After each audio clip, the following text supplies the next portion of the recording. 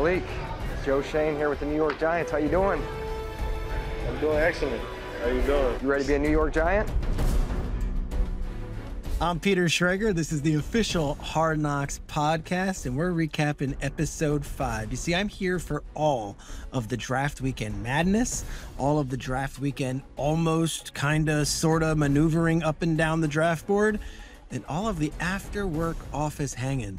How about that Tommy's Tavern? Can I have a beer with Brian Daboll? It looks pretty fun.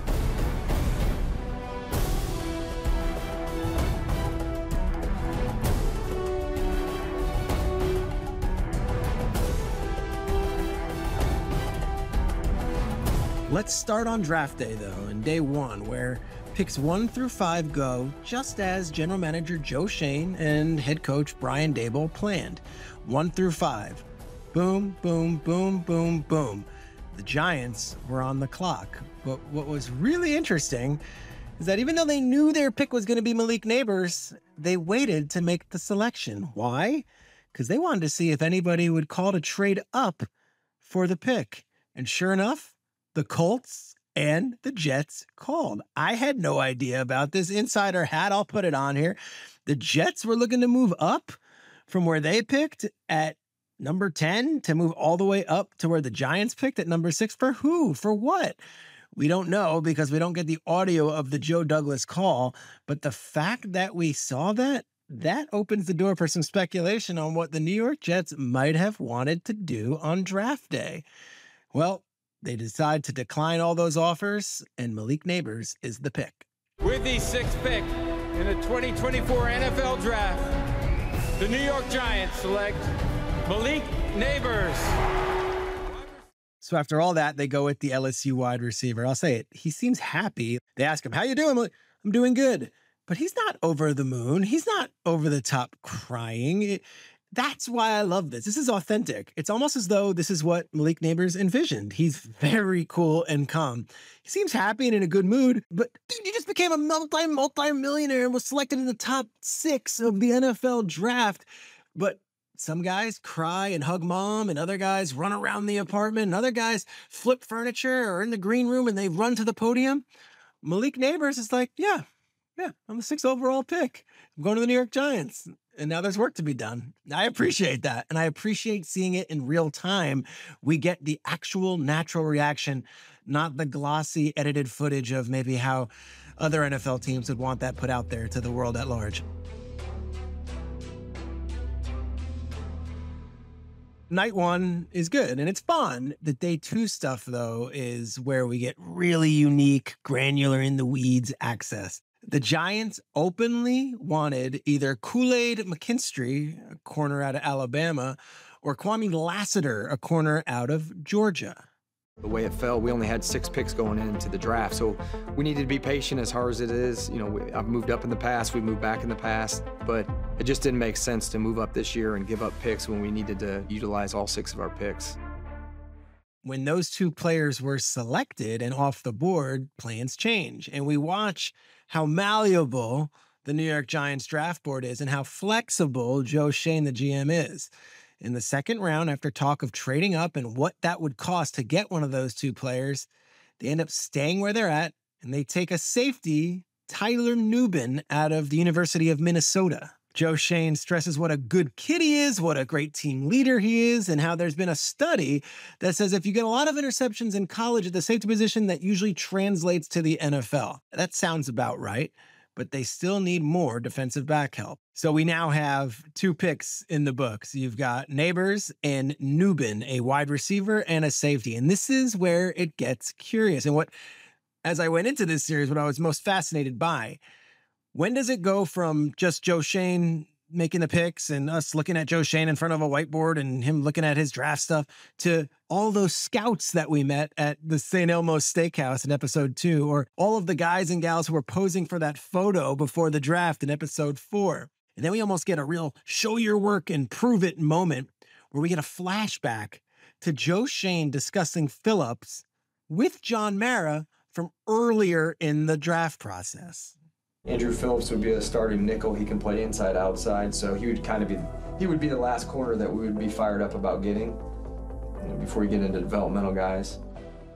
Phillips is the pick, and we see they now have Nabers, Newbin, and Drew Phillips out of Kentucky. So where would you go next after that? If you're a showrunner or if you're making this, I'll tell you where you're going. You're going to Tommy's Tavern and Tap.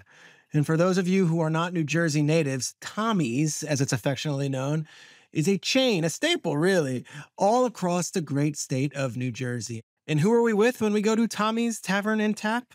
Well, we're with Marie and Beth. Who are Marie and Beth? Marie Shane is the wife of Hard Knocks star and Giants general manager Joe Shane. And Beth is Beth Dable, who's married to Brian Dable, the head coach of the New York Giants. And they are great. And they're hanging at a sports bar, just watching day 3 of the draft like the rest of us. And it is incredible television. Our husbands have known each other and worked together for a long time. And it turns out that these two are fast friends and they are a perfect match. Here is Beth Dable explaining the friendship and how these two couples sort of work like a jigsaw puzzle. I am like Joe, and I'm very chill. Nothing bothers me. I could have 100 things to do, and I'm like, oh, it's fine. And Marie is Dable. We're very hyper.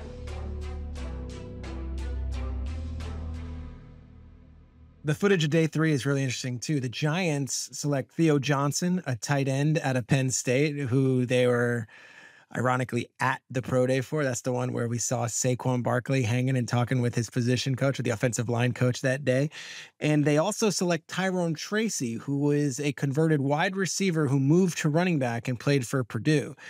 The draft comes to a conclusion and everybody's hugging, and it looks like the Giants were really happy with the work they did.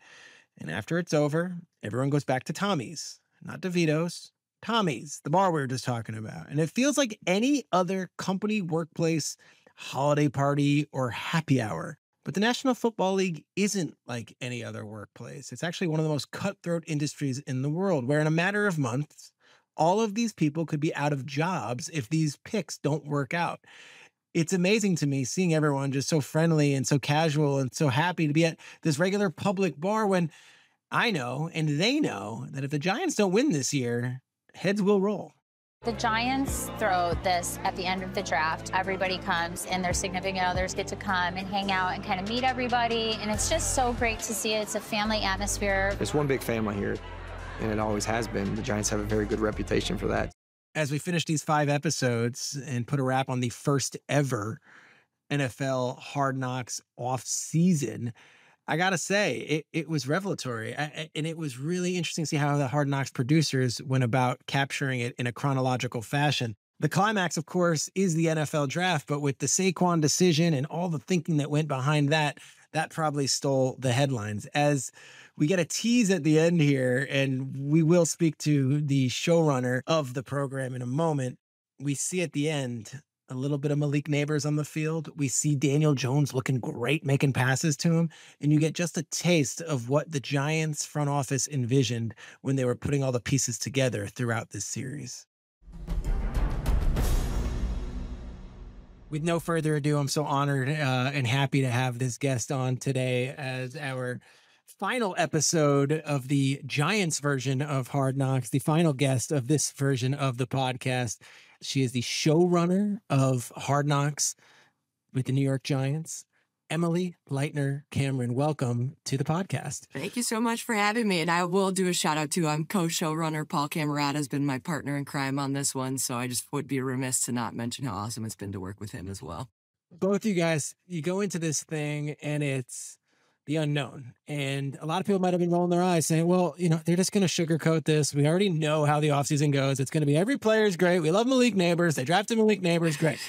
And yet, as we got into episode after episode, I felt like this might have been the most revelatory version of Hard Knocks that we've seen. Looking at it from how you guys approach this, the skeptics going in, how do you feel not only did the season go, but that the reception has been not only around the league? It's been awesome. For Paul and I, too, we were kind of like, you know, this is so different than anything we've done. We've never covered this part of the season with this part of an organization. And one of like the first kind of reservations was, this is really not about the football action or the players. So we were like, is this going to be entertaining? Because we're used to kind of having a practice to fall back on with lots of awesome football action that's super exciting. And this is, you know, very much a talking show, a meeting show, a relationship show. So then when we started getting the footage back and seeing these access the Giants granted us and the conversations that were going on, I think, me, Paul, and a bunch of other producers who have worked on Hard Knocks from the beginning were saying things like, I've never seen a conversation like this. In all my years on Hard Knocks, we were like, well, that's awesome. Credit to the Giants for trusting us and giving us that access and letting us in the door. And I think that's what a lot of people are resonating with on this show. And what I would say is, I think my fear was, and I think a lot of football people, was that it's going to be all roses and rainbows. But there were some real moments of tension, and there's some actual criticism of players and some critiques of things that, like, I didn't expect to be approved, and I didn't expect to take off the way they did. I think the Saquon stuff gets all the headlines, but like them in the room talking about the different quarterbacks and them calling out and being like, JJ McCarthy didn't call his own place at the line. Did you guys have stuff like saying, like, I hope they approve this? And then they would say, you know what, let's pull back a little bit. How much back and forth was there with the Giants franchise? Sure. I mean, I think you kind of nailed the approval process on the head. It's definitely not like an editorial control. We kind of present what our kind of editorial idea of the show is. And a lot of the approval process is especially in a part of the offseason that we weren't as familiar with, to make sure we don't let anything out that's proprietary or put the Giants at a disadvantage too. From the beginning, like Joe Schoen and his staff were really open about how exhaustive their process was and how hard they worked. And I think when they talked about their process was that conflict is a part of it. And like they want people in the room to bring up different opinions. Again, I'll credit the Giants to, opening up because, they do believe in their process. And I think that whole staff does. It's not just, oh, you have an idea, you make a decision, you go. Like, no, someone could have a different idea and it could be better, it could be worse. Yeah. And I think that's, how they approach the draft. That's how they approach free agency. And I think that's certainly what resonates with a lot of regular fans and regular people, because that's kind of what, I go through on my day-to-day work base. No doubt. Go to the beginning for me, because here we were in this post-NBA finals, pre-training camp, pre-Olympics, this nice little moment where there really wasn't a lot of sports TV on. And I feel like this was the topic of conversation every Wednesday morning. And we're talking about a workplace drama that happened months ago. Was that planned, or is this just luck of how it all worked out and it was serendipity that, like, we planned this, we dropped it at the perfect time, and we captured the zeitgeist of sports media? Probably a little more planned than unplanned, because I think the whole idea of this show was to try and hit that kind of sweet spot that you're talking about. Because the training camp show is so perfect in August. It's when everyone's like screaming for football. So kind of, I feel like a goal in the back of everyone's mind was like, how do we advance on that in like the dead zones, if you will, of the NFL calendar and even the sports calendar. So I feel like finding something in July was always a target. And then I also think for this show, you kind of need to capture a lot of things and then see how they play out before putting together the episodes. You kind of need the time to see, all right, like they talked about every single free agent that was available. Which ones do they actually narrow this down? Going with? Exactly. We had a team of production assistants and seasonal employees whose were tasked with me and Paul of going through all the footage and cataloging it real time so that we could go back and find all those conversations about Brian Burns or about, Saquon Barkley. Some of them you had no idea. I have some specific questions because sure. I think I loved this series, really loved it. And Saquon, episode 2, we have Ed Berry, the agent, and they're going back and forth. Episode 3, we don't hear the agent on the phone, and then we're wondering what was said. Like, was that out of respect to Saquon? Is that one of those deals where you guys are like, this just builds the drama more? I know this is really in the weeds, like sports television editing and production, but like it did add so much drama, not knowing what was being said on the other end. I think it was, to be honest, a little less planned than that. It was more on the day Joe Schoen had everyone off of speakerphone. And I don't think he chose when or when not to put people on speakerphone as well. I think it just happened to be like maybe he was on his office phone a little more than his cell phone or that type of deal. So those conversations were really, really cool. And I mean, it kind of reminded me of some of the GM conversation we had on like the early training camp episodes too, like Darrelle Revis negotiations. Yep. And then the Texans, we had a potential free agent signing, but you're like, oh, like this is getting back to kind of like what that used to be, which was cool. Yeah. Totally. The other cool scene is when you get Roma Dunze, Marvin Harrison Jr., and the eventual pick, Malik Nabers, side by side by side, staring at a whiteboard while the coach, like, that is, because I said it on the podcast last week, like, we're going to look at that 3 years down the line, 5 years down the line, 10 years down the line. Did the Giants make the right decision? Did the Cardinals make the right decision? And who of those three is going to emerge? When you saw that all three were visiting the same day, was that just like you guys were like, this is unbelievable? You know, that was back when we're like, we have no idea who they're going to take, but like, they're looking at everyone, quarterbacks, receivers, and all them. And like, I thought it was really cool the fact that they did all of them together. And I don't know if that was just because of the scheduling, but it was awesome. And I think, to me, the other thing about kind of those meetings and the combine meetings, it was really awesome to see the coaches and the front office like interact with the players. And like, I mean, I love the Dable quizzing the quarterbacks, but they didn't change in front of the cameras, right? They did their jobs, and that's kind of, you're like, oh, wow, like this is why it's really hard and really a lot of work to be a GM and head coach in the NFL. Like, that's how smart all these guys are. Episode 5 specifically, it goes as planned, sort of 1 through 5. Were you guys secretly hoping for chaos on that day to make it a little bit more exciting for the episode? Honestly, it went as planned, but I think it was still chaos for us because we didn't know that it was going to go as planned.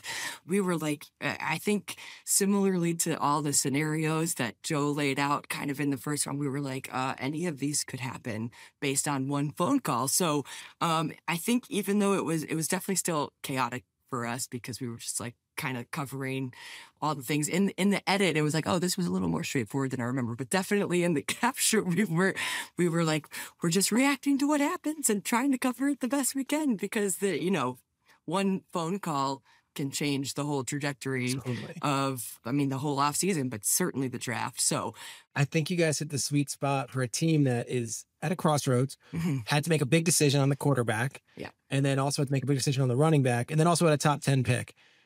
As we look towards next year, I would hope that we revisit this. Is there going to be a criterion that you guys go by? Because I think if a team has the 28th pick in the draft, it's not that fun. It's not that exciting, the draft, and it's not as high stakes. I feel like we need a top 10 pick, and we might need a big free agent because that really carried the first 2 episodes. Definitely. I mean, it was kind of a sweet spot with the Giants. And while, I feel like there's probably drama that I'm even unaware of those teams picking in the later rounds, it was kind of really cool to see a team at the Giants juncture have a lot of big decisions to make and kind of have that, like, that high draft pick as well. I think that's certainly helped. But I think no matter what team hopefully agrees to do it next year, I think there's a lot of stories to tell and probably after going through it this year, more drama than I would have previously thought, even if they are picking in later rounds.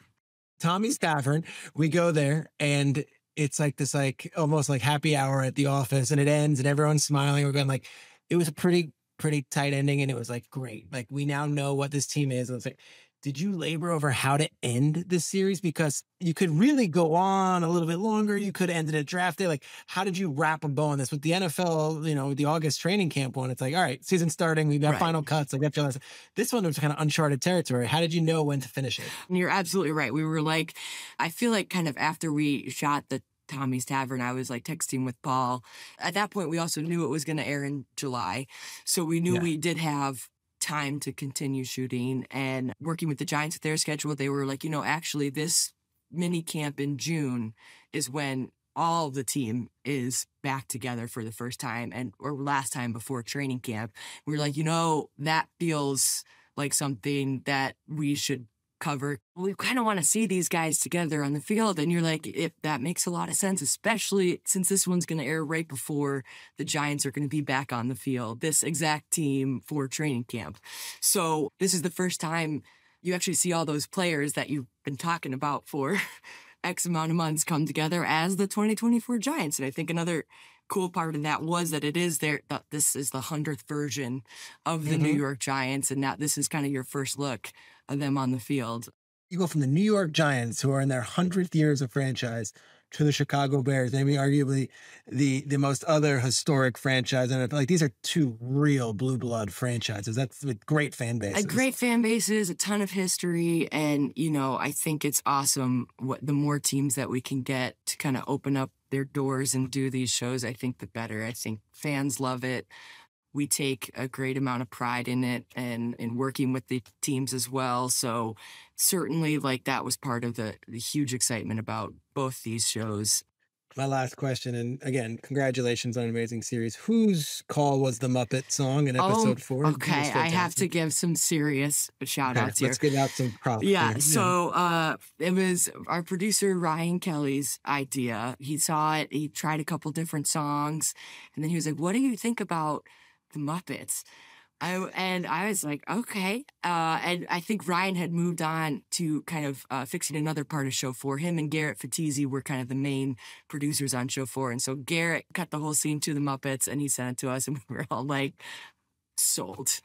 Yeah, Buffy and Tony, who work on this podcast, they wrote in the notes, they're like, I don't think any other show has Eminem and the Muppets in the same episode. I said, nope, that's a first. But yeah, we tried some stuff, which was actually really fun to do. And I think part of the timeline we kind of talked about at the beginning of being able to have a little bit more time to edit it than, say, the training camp or in-season versions, which are such a quick turnaround, kind of made some of those more fun, different, out there creative ideas possible, which is great.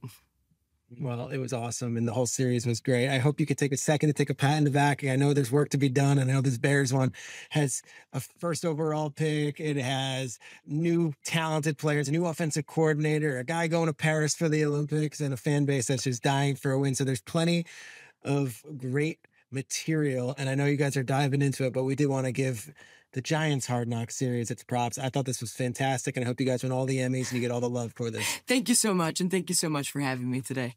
Emily Leitner Cameron, fantastic work as the co-showrunner of the official Giants Hard Knocks offseason. Wonderful job as always, and Emily, we can't wait to see the next series. Every week on this podcast, we give an MVP of the episode, and episode 5 is going to be Daniel Jones, the quarterback of the New York Giants. No, he's not mic'd up. No, we don't get extensive time with DJ. He's the MVP because the Giants did not select a quarterback. They didn't take one. After all that talk of Caleb Williams and Jaden Daniels and maybe JJ McCarthy, and though we didn't see a lot of Michael Penix or Bo Nix on this program, there was a lot of buzz about that. And the Giants with the 6th overall pick, they opted to stay with Daniel Jones, and they take Malik Nabers, who is going to end up being his #1 wide receiver. What's really cool is this scene that I've referenced now twice on the episode, and it's Nabers in June in Giants uniform making an outstanding catch and catching a ball from Daniel Jones, who is coming off an ACL injury, looks healthy, and then afterwards, Jones is kind of coaching Nabers up, and that little bit of coaching the player up, that's Daniel Jones, who's always been the young quarterback talking to older players. If he's pressing you like that, I like to read your release. If you cook him off the release, I'm going to give you something out there. But if he's like even with you. Now it almost seems like Daniel Jones is the veteran leader, and he's talking to his rookie wide receiver, who might not only be his #1 option, might salvage his career in New York. And that's it for this episode and, sadly, season of the Hard Knocks podcast. But we're not going anywhere just yet. I'll explain. See, I'm blown away with how great Hard Knocks the offseason turned out.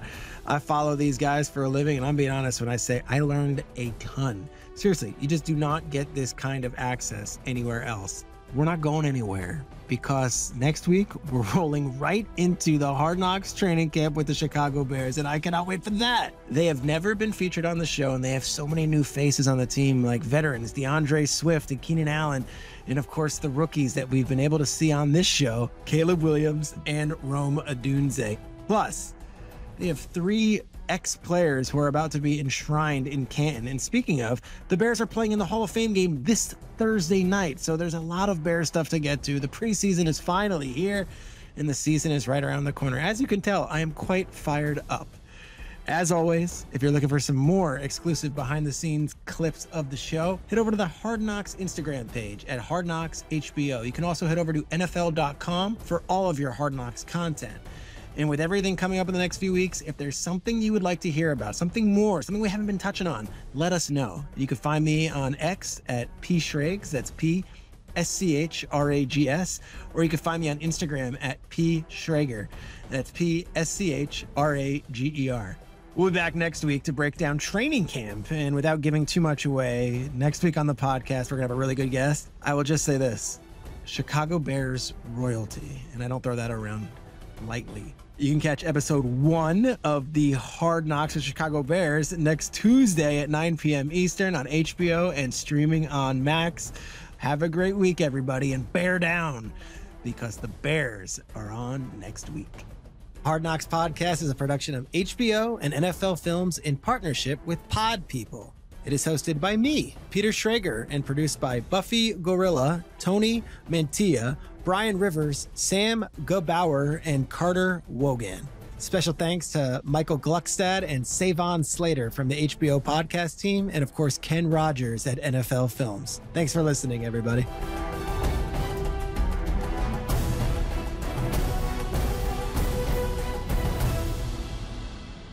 As much as some of those players we really liked that maybe would have helped us, that were there and maybe went before we picked, the plan was to be patient, and we knew we were going to be able to get a good football player based on our numbers and how the board was set.